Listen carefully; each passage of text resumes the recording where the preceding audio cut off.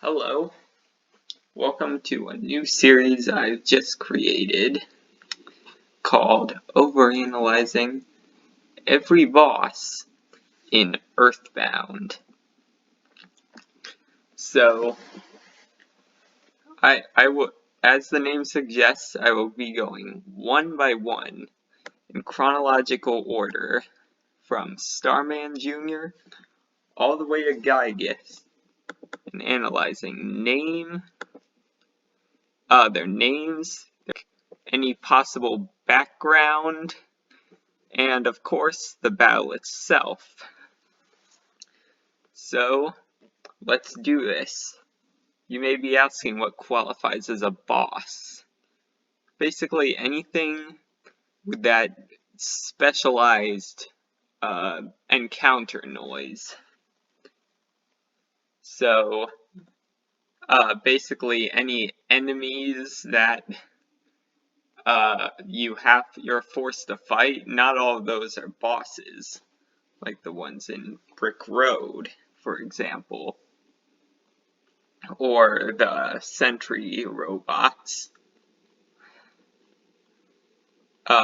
Anyway, let's start with Starman Junior. So, let's first look at the name, Starman. So something important about the names of the enemies in the game is that they're from the perspective of the protagonist.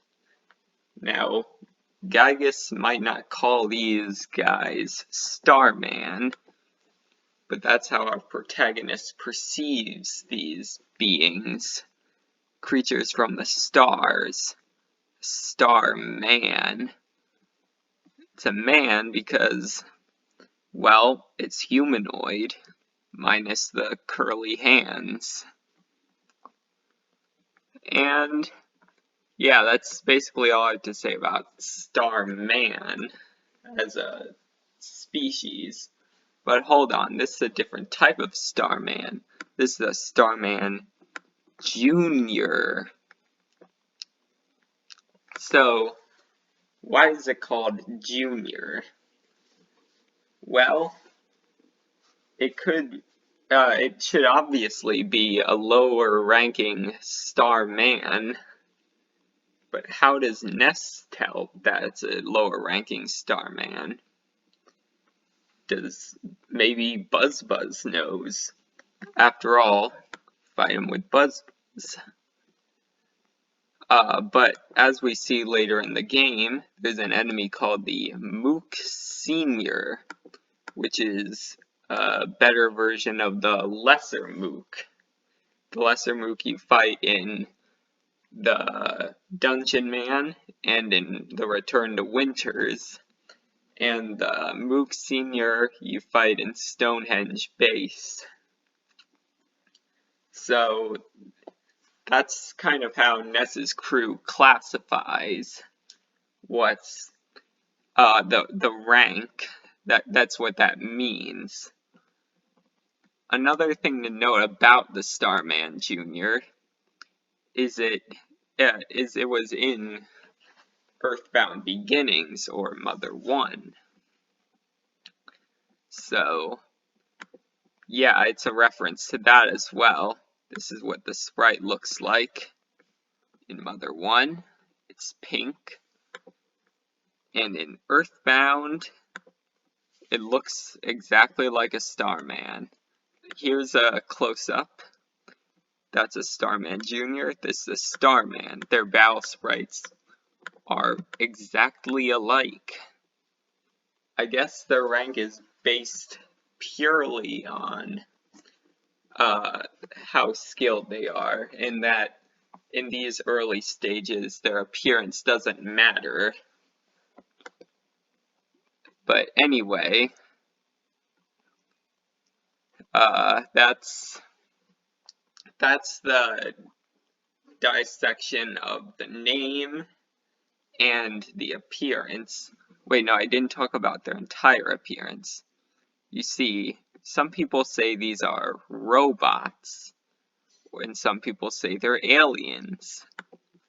I think they're aliens, because when the Starman Junior speaks to Ness and Buzz, he talks like a biological being and not like the Starman DX, which I'm pretty sure is a robot. It's like maybe it's a cyborg, but I'll get to Starman DX much later. But anyway, the context of this boss is after you find Picky and you recruit Buzz, or no, Buzz recruits you. You go down and you fight him. You fight Starman Junior. So Starman Junior, he has 4 possible moves, and these are all powerful for an early game boss. He has PSI Fire Beta and PSI Fire Alpha.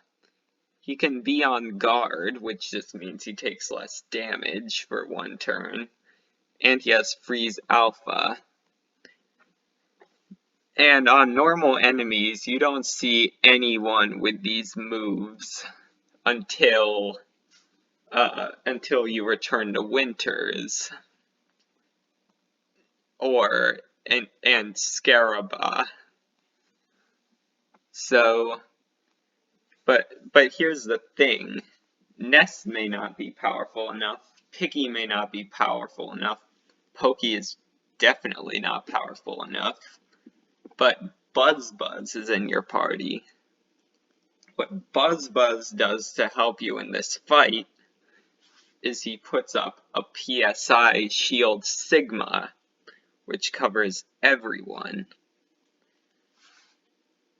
So yeah, it can guard from Fire Beta, Freeze Alpha, and Fire Alpha. But before he fights you, he says, "It's been a long time, Buzz. You've been successful at foiling Master Giygas' plans. But, Buzz, you must now surrender. You're no longer a hero, but just a useless insect. I'll stomp you hard." But Buzz kind of beats the crap out of him because Buzz has the PSI shield and a strong attack, while the Starman Junior has a weak health, which I'll get to later.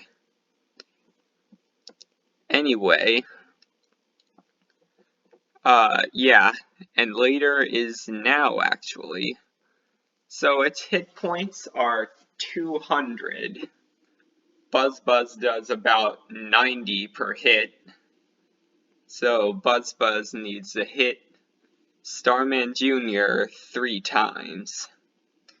But you can also hit Starman Junior, and Picky can hurt Starman Junior. But you all only do 1, they both do 1 damage. So their hits are basically negligible. And looking at the stats here, his offense is 11, which doesn't matter, he has no physical attacks. His defense is 10, which is quite weak. His speed is 1, his guts are 0, so he will always go last. No matter what, he's pretty much always going to be last. And it says he's vulnerable to Brain Shock, but you don't get that move until much later in the game, specifically with a party member you do not have. So even if you have Ness, that weakness is worth nothing. But this could also mean that his mind is weak, hence why he's Starman Junior. But here's a stat that interests me the most out of everything. He has 999 psychic points, or PP, which is more than the Starman, who has, what was it? Who has only 155 psychic points. So is Starman Junior? Starman Junior has more capabilities than the Starman. But yeah, his HP is weak, his defense is weak, his speed is weak. He's just weak. What more can I say? Buzz kicks the crap out of him, and you move on. But here's the thing. He could not kill Buzz.